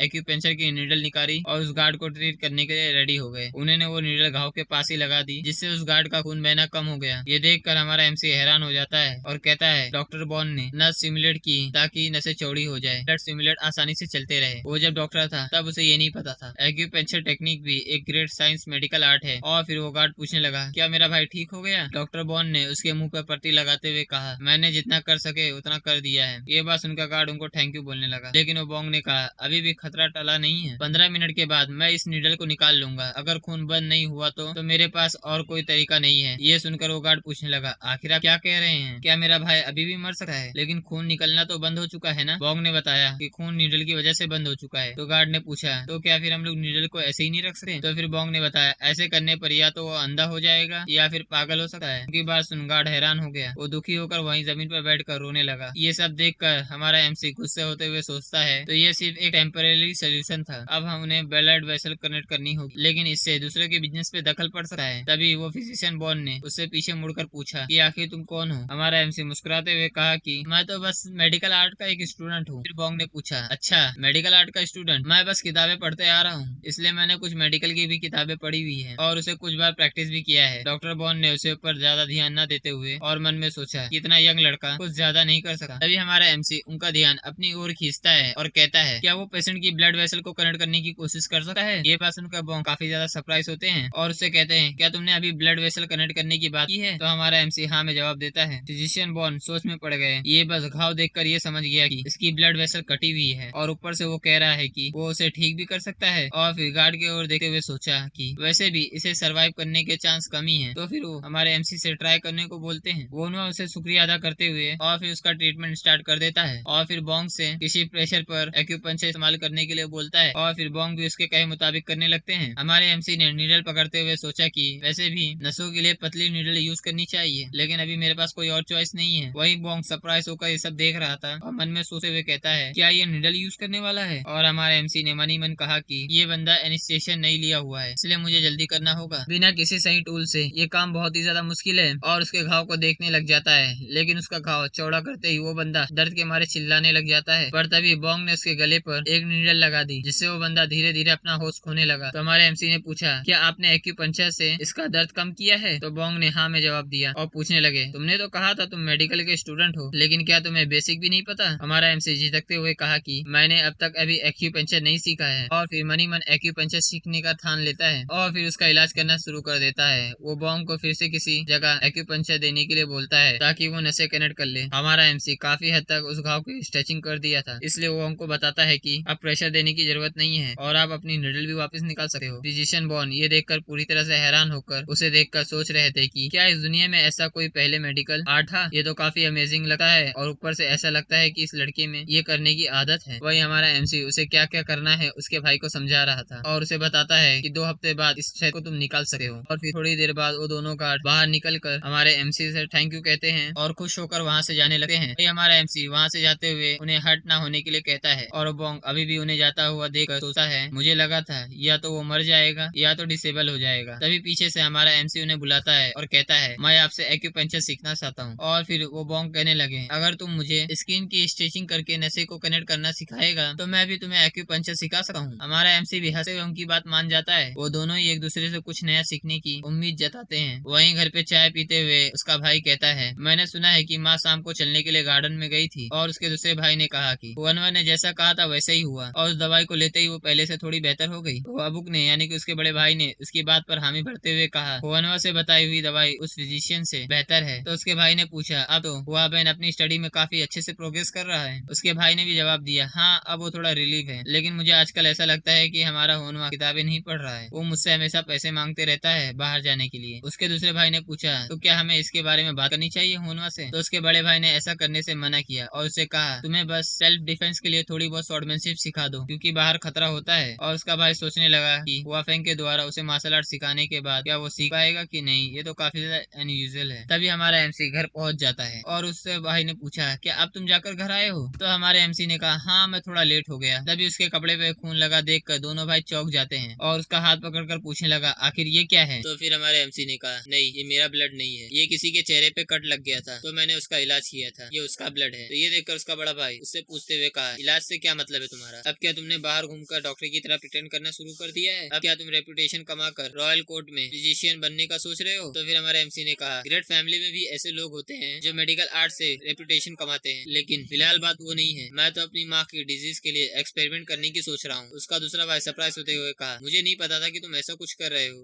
तभी उसके बड़े भाई ने कहा, तुम्हारी बताई हुई दवाई माँ के लिए काफी ज्यादा इफेक्टिव थी, लेकिन तुम कोई डॉक्टर नहीं हो, इसलिए तुम्हें ये सब नहीं करना चाहिए। और ये बात सुनकर हमारा एमसी उसे मनी मन कमीना कह रहा था, लेकिन तभी उसका दूसरा भाई हमारे एमसी के कंधे के ऊपर हाथ रखते हुए कहता है, अभी हमारी माँ ठीक हो रही है, इसलिए अब मैं तुम पर ट्रस्ट करता हूँ। तो हमारे एमसी ने भी मुस्कुराते हुए उसका धन्यवाद किया और उसके भाई ने उसे आगे बताया, हमारे बड़े भाई ने तुम्हें स्वॉर्डमैनशिप सिखाने के लिए कहा है। तो फिर हमारा एमसी कंफ्यूज होते हुए पूछता है, आखिर स्वॉर्डमैनशिप किस लिए? तो उसके भाई ने बोला, तुम्हारा बड़ा भाई काफी ज्यादा परेशान रहता है तुम्हारे लिए, क्योंकि तुम बाहर जाते हो बिना किसी स्वॉर्ड के और उसे अपने पीछे आने के लिए बोलता है। और उसके साथ जाते हुए हमारा एमसी सोच रहा होता है, मुझे नहीं पता है कि फ्यूचर में क्या होगा, इसलिए मुझे ये सीखने का मौका ले लेना चाहिए। तभी उसके भाई ने कुछ फेंकते हुए कहा कि इसे पहन लो। और उस आर्मर को देखते हुए हमारे एमसी ने कहा कि ये कुछ ज्यादा ही मोटा है, इससे तो मेरी स्पीड काफी स्लो हो जाएगी। और शिकायत करते हुए कहा, अगर मैं इसे अकेला पहनूंगा तो काफी ज्यादा अनफेयर हो जाएगा, इसे तो मेरे भाई को भी पहनना चाहिए। और ये बात सुनकर उसका भाई हंसते हुए कहा, उसके बाद क्या तुम मुझे पकड़ पाओगे? वेल, मुझे नहीं पता कि तुम बिना बताए कोई मार्शल आर्ट सीख रहे हो, लेकिन उससे कोई फर्क नहीं पड़ता। अगर तुम मुझे हिट कर पाओ तो मैं भी एक आर्मर पहन लूंगा। तो हमारे एमसी ने उसे हिट होने के बाद रिग्रेट ना करने के लिए कहा और मन में सोच रहा होता है, मैं तो काफी साल जी चुका हूँ। लेकिन तभी उसका भाई उसके सामने लकड़ी की शॉट फेंकता है और कहता है, मुझे भी उम्मीद है कि इसका पछतावा होगा मुझे। और उससे पूछता है, तो क्या अब हम शुरू करें? और अब वो दोनों आमने सामने हो गए फाइट करने के लिए। हमारे एमसी को फिर से पहला अटैक करने का मौका देता है। हमारे एमसी ने सोचा, जो स्वॉर्डमैनशिप मुझे ना आती हो उसे यूज करने अच्छा जो मैंने पिछली जिंदगी में सीखा है उस कैंडो को यूज करना चाहिए। और फिर उसने अपने स्वॉर्ड के साथ पोजीशन ले ली और तुरंत ही उसने अपने भाई के ऊपर अटैक कर दिया। तभी उसके भाई ने उसकी तरफ स्वॉर्ड बढ़ाई जो कि सीधा जाकर उसके पेट पे लगी और उसके लगते ही हमारा एमसी पीछे जाकर गिरा। हमारे एमसी को उसकी स्वॉर्ड बहुत ही धीमे लगती है और उससे पूछा, आखिर तुम इतना स्लो क्यों एक्ट कर रहे हो? हमारा एमसी दर्द से कराते हुए सोचा, मेरे भाई ने मुझे बस हल्के से किया था, आखिर वो स्वॉर्ड इतनी तेज कैसे थी? और फिर बैठे हुए कहा कि तो ठीक है, अब मैं तुम्हें अपनी असली स्किल दिखाता हूँ और अब की बार मैं स्लैश करने की जगह स्टैप करूंगा, फेंसिंग टेक्निक यूज करूंगा। फेंसिंग की तेज स्पीड के चलते वो उसे कम से कम एक बार तो हिट कर ही सकता है। उसका भाई ये नई स्वॉर्ड स्टाइल देखकर सरप्राइज हो जाता है। हमारा एमसी उसकी तरफ बढ़ते हुए सोचता है, मैं अपना हाथ जितना दूर और जितना जल्दी हो सके उतना ज्यादा खींचूंगा, लेकिन तभी उसका भाई साइड में हटकर उसका स्वॉर्ड ब्लॉक कर देता है। इससे हमारा एमसी पीछे जाकर गिरा। हमारा एमसी जब जमीन पर लेट कर दर्द से कर्रा रहा था। उसका भाई उसके पास आगे बढ़ते हुए उससे कहा, आखिर तुमने ये मार्शल आर्ट किससे सीखा? तो फिर हमारे एमसी ने कहा, मुझे पता था कि मेरे भाई का मार्शल आर्ट बढ़िया है, लेकिन इतना ज्यादा? और फिर खड़े होकर अपने भाई से एक और बार लड़ने के लिए कहता है। उसके भाई ने कहा, ये तो मीनिंगलेस है, तुम्हारी स्किल स्पारिंग के लिए अच्छी नहीं है। और फिर उसे अपने पीछे आने के लिए कहता है और उसे कहता है, अब से मैं तुम्हें सब कुछ बेसिक से सिखाऊंगा। हमारा एमसी भी हाँ कहता हुआ उसके पीछे जाने लगा और हमें वहाँ दिखाई देता है जहाँ पर रस्सी से पत्थर लटका होता है और उसके भाई ने उस पत्थर की तरफ इशारा करते हुए कहा, क्या तुम्हें टहनी पर वो पत्थर दिख रहा है? अब तुम्हें उस पत्थर को स्टैप करने का कोशिश करना होगा। हमारे एमसी ने पूछा, क्या बस इतना ही? और उसकी तरफ बढ़ते हुए सोचने लगा, क्या मुझे बस इस पत्थर को स्टैप करना है? ये तो काफी इजी है। क्या मेरा भाई मेरा मजाक उड़ा रहा है? तभी पीछे से उसका भाई चिल्लाते हुए कहा, आखिर तुम क्या कर रहे हो? तो हमारा एमसी घबराते हुए बोला, क्यों क्या हो गया? तभी उसका भाई जमीन पर एक लकीर खींचते हुए कहा, इधर से करो, और उसे बिना डिस्ट्रैक्ट हुए ध्यान से देखने के लिए कहा। और हमारा एमसी मन में सोचने लगा, ये तो कुछ ज्यादा ही दूर नहीं हो गया? तभी उसका भाई तेजी से आगे बढ़ा और उस पत्थर को डायरेक्ट हिट कर दिया और हमारा एमसी ये देखकर पूरी तरह से हैरान हो गया। उसके भाई ने उसे देखते हुए कहा कि अब तुम्हारी बारी, और वो पत्थर अभी भी हिल रहा था और हमारा एमसी भी उसके साथ झूलते हुए इस पत्थर को देखने लगा। तो उसके भाई ने सरप्राइज होते पूछा, आखिर तुम ये क्या कर रहे हो? तो हमारे एमसी ने बोला, मैं इस पत्थर के रुकने का इंतजार कर रहा हूँ। तो उसके भाई ने चिल्लाते हुए पूछा, क्या तुमने अपने दुश्मन को कहीं एक जगह खड़े होते हुए देखा है? तुम्हें उस हिल रहे पत्थर को ही स्टैप करना है। तो ये बात सुनकर हमारा एमसी मन में सोच रहा होता है, लेकिन जब तुमने स्टैप किया था वो पत्थर तो रुका हुआ था, आखिर मेरा भाई कितना कमीना है, वो अपने मन ही मन सोच रहा होता है। और फिर वहाँ से स्टैप करने के लिए तैयार हो जाता है। कई बार ट्रेनिंग करने के बाद भी उस पत्थर को हिट नहीं कर पाता है, कई बार उससे मिस होने लग जाता है। और उसका भाई वहाँ से जाते हुए कहता है, अगर तुम 10 में 3 बार भी अच्छे से सक्सेस हो जाओ तो तुम वापस जा सकते हो। वह हमारा एमसी हारते हुए सोचता है कि ये तो स्टैप हो ही नहीं रहा है, और फिर वो बार बार कोशिश करने लग जाता है। कई बार तो पत्थर हिट हो जाता है और फिर थोड़ी देर बाद वो थकते हुए जमीन पर बैठ गया और हारते हुए कहा, आखिर मैंने 100 में से सिर्फ 3 ही बार हिट कर पाया है। अब क्या मुझे मार्शल आर्ट पर गिव अप करके मेडिकल आर्ट पे फोकस करना चाहिए? तभी उसे अपना वो असैसिनेटर वाला दिन याद आता है और फिर हारते हुए खड़ा होने लगा और मन में सोचते हुए कहा, मैं पिछली बार की तरह नहीं मर सका, मैंने डॉक्टर बनने के लिए काफी कुछ सहा है, अगर उसे कंपेयर किया जाए तो ये पत्थर तो कुछ भी नहीं है। और वो फिर से हिट करने के लिए रेडी हो गया और ऐसे ही पूरी रात बीत जाती है। और अगले दिन उसका भाई जाते हुए सोच रहा था, क्या पिछले दिन हमारे भाई को जो करने के लिए बोला था क्या उसमें वो सक्सेस हुआ? तभी उसे जमीन पर एक गड्ढा दिखा है और वो सोचने लगा, आखिर ये गड्ढा क्या है? आखिर उसने यहाँ पर कितनी देर ट्राई किया होगा जो यहाँ पर गड्ढा बन गया? और पेड़ की तरफ देखकर सोचने लगा, आखिर यहाँ पर 3 पत्थर क्यों है? क्या उसने एक साथ 3 पत्थर को मारने की कोशिश की थी? वही हमारा एमसी घर पे आराम से सोकर उठा है और अंगड़ाई लेते हुए कहा, मुझे काफी अच्छी नींद आई। लेकिन तभी वो अपना हाथ देखकर हैरान हो गया और सोचने लगा, आखिर ये क्या है? मुझे एक दिन में इतने मसल कैसे आ गए? ये बहुत अजीब है क्योंकि अब मुझे दर्द भी नहीं हो रहा। क्या ये रेनकार्नेशन से मिला कोई स्किल है? तभी उसे वो डॉक्टर याद आते हैं, उसने आज उनसे मिलने के लिए कहा था। और फिर वहाँ से कहानी शिफ्ट होती है, हमें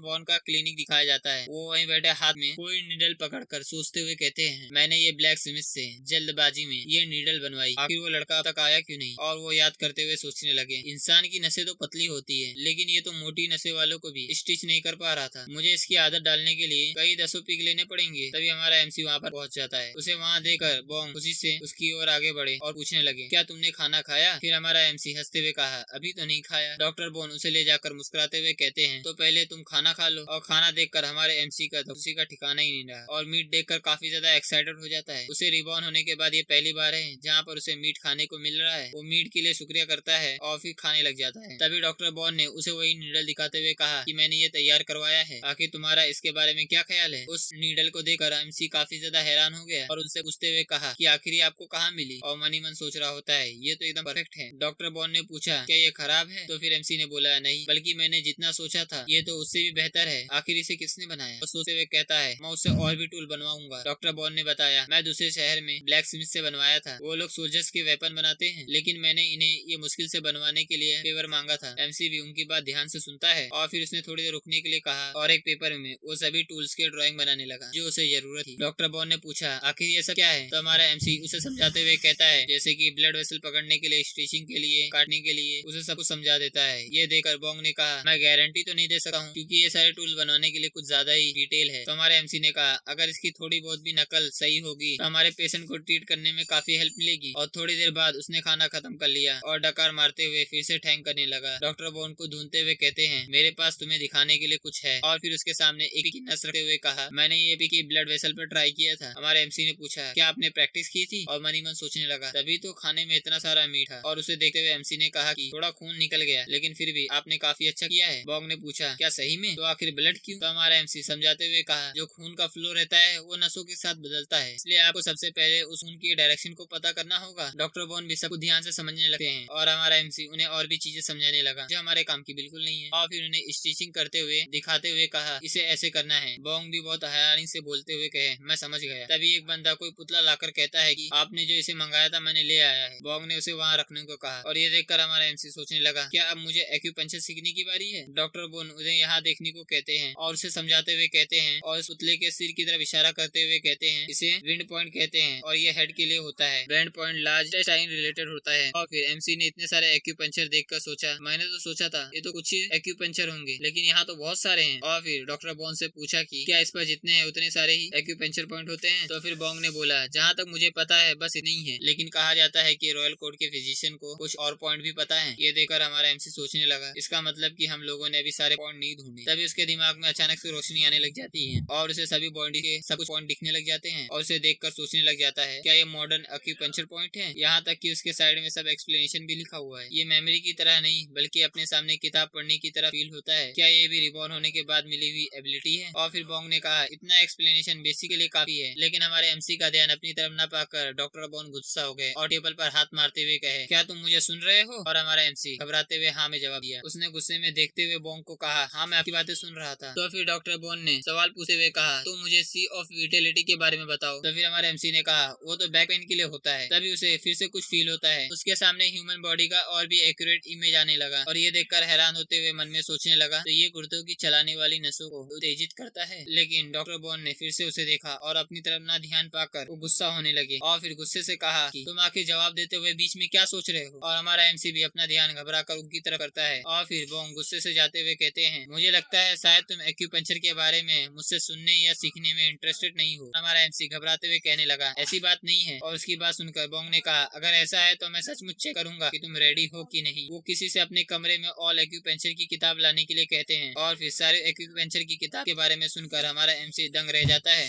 और डॉक्टर बॉन्ग ने उसे सारी किताबें दिखाते हुए कहा कि मैं तुम्हें 4 दिन देता हूँ। 4 दिनों में तुम्हें ये लिखी हुई हर चीज याद करनी होगी। तब मैं तुम्हें एक्यूपंक्चर वाली टेक्निक नहीं सिखाऊंगा। और वो सारी किताब हमारे एमसी के सामने रख दिया। हमारा एमसी भी हंसे हुए इसके लिए मान जाता है और डॉक्टर बॉन्ग ने कहा मैं 4 दिनों तक ब्लड स्टिच करने की प्रैक्टिस करूंगा। और हमारा एमसी हंसे हुए उनसे माफी मांगता है। डॉक्टर बॉन्ग उसे 4 दिन के बाद मिलने के लिए बोलते हैं और उसे आते हुए केयरफुल रहने को बोलते हैं। और फिर घर की ओर जाते हुए हमारा एमसी मन में सोचने लगा कि आखिर वो चीजें एक्यूपंक्चर सीखते वक्त ही क्यों दिखने लगी। शायद अब से मुझे केयरफुल रहना होगा। फिर लेट होता हुआ देखकर वो घर की ओर तेजी से भागने लगा और फिर वो अपने घर पर पहुंचता है जहाँ उसका भाई उसका इंतजार कर रहा होता है और उसका भाई उससे कहता है आखिर तू कहाँ गए थे। तो ये बात सुनकर हमारा एमसी हंसे हुए कहा मैं फिजिशियन डॉक्टर बॉन्ग से मिलने गया था। और उसका भाई फिर से पूछा क्या तुम बॉन्ग फैमिली से मिल के आए हो, क्या तुम सच्ची में फिजिशियन बनना चाहते हो क्या। तो ये बात सुनकर हमारा एमसी ने बोला ऑफ कोर्स मैं जरूर बनूंगा। तो ये बात सुनकर उसका भाई हंसे हुए बोला वेल मैं इसमें तो एग्री करता हूँ लेकिन तुम्हें अपने भाई और अपनी माँ को कन्विंस करना होगा। तो यही हम करते हैं अमिताभा अमिताभा अमिताभा।